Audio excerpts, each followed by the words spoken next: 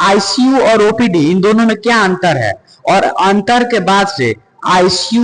में आप लोग का क्या रोल है और ओपीडी में आप लोग का क्या रोल है? देखिए, सबसे बड़ी बात है कि ओपीडी ओपीडी में ये होता है कि आउट पेशेंट डिपार्टमेंट होता है ये। इसमें ये होता है कि कोई भी पेशेंट इसमें आते हैं हॉस्पिटल में, किसी को लेकिन ये फील होता है कि हमको हॉस्पिटल जाना चाहिए, इससे माइनर तकलीफ हुआ, जैसे किसी चीज को कंसल्टेशन की जरूरत हुआ, किसी चीज के हेल्थ से रिगार्डिंग पूछना हुआ, या किसी को डायग्नोस कराना होगा यानी एक्सरे कराना होगा, ये छोटी छोटी प्रॉब्लम के लिए ना वहां पे जाया जाता है। वहाँ ओपीडी में वहां पे आप एडमिशन नहीं करवाते हैं, वहां पे नाइट में रुकना नहीं होता है, गए कंसल्टेशन लिए, आपको डायग्नोस्टिक कराना है डायग्नोस्टिक कराया, फिर मतलब जो भी माइनर चेंज हुआ, जैसे आपको ड्रेसिंग करवाना है,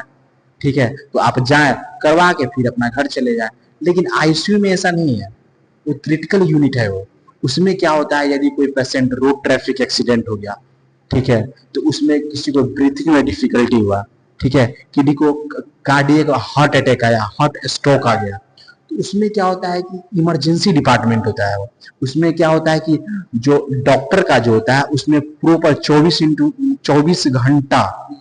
उसको केयर प्रोवाइड किया जाता है नर्स के साथ। जी। उसमें अच्छे अच्छे मेडिकल इक्विपमेंट्स होते हैं, जिसकी वजह से पेशेंट को बेटर केयर प्रोवाइड किया जाता है। डॉक्टर का एक टीम होता है, एक नर्स का टीम होता है, प्रॉपर सुपरविजन के साथ उसको मॉनिटरिंग किया जाता है कि पेशेंट को इस बैड कंडीशन से, कोई ट्रॉमा में है तो उसको इस कंडीशन से कैसे कोप अप किया जाए, कैसे इस बैड सिचुएशन को हैंडल किया जाए, इसमें ये होता है आईसीयू का, इसमें रोल होता है जी। अच्छा देखिए, आईसीयू में कोई पेशेंट मान लीजिए रोड ट्रैफिक उसका एक्सीडेंट हो, तो उसमें आप लोग क्या क्या फर्स्ट पर क्या क्या रोल प्ले करते हैं? देखिए, सबसे पहले हम कोई भी रोड ट्रैफिक एक्सीडेंट होता है तो सबसे जो रोल होता है, ये रोल होता है कि उसको हैवी ब्लीडिंग को रोका जाए, क्योंकि हमारा ब्लड हमारे बॉडी से लेकिन ब्लड निकल जाए तो बॉडी क्या होगा, कुछ बचेगा ही नहीं, पूरा ब्लड सर्कुलेशन ही चौपट हो जाएगा। सबसे पहले ये होता है कि उसको ब्लीडिंग को रोका जाए। तो जो भी पेशेंट आरटीई के होते हैं उनको हॉस्पिटल में जब एडमिट कराया जाता है तो उससे क्या हो जाता है, उस मतलब आईसीयू में भेजा जाता है। तो उसमें यही होता है कि उसको कैसे उसके ब्लड सर्कुलेशन रुके,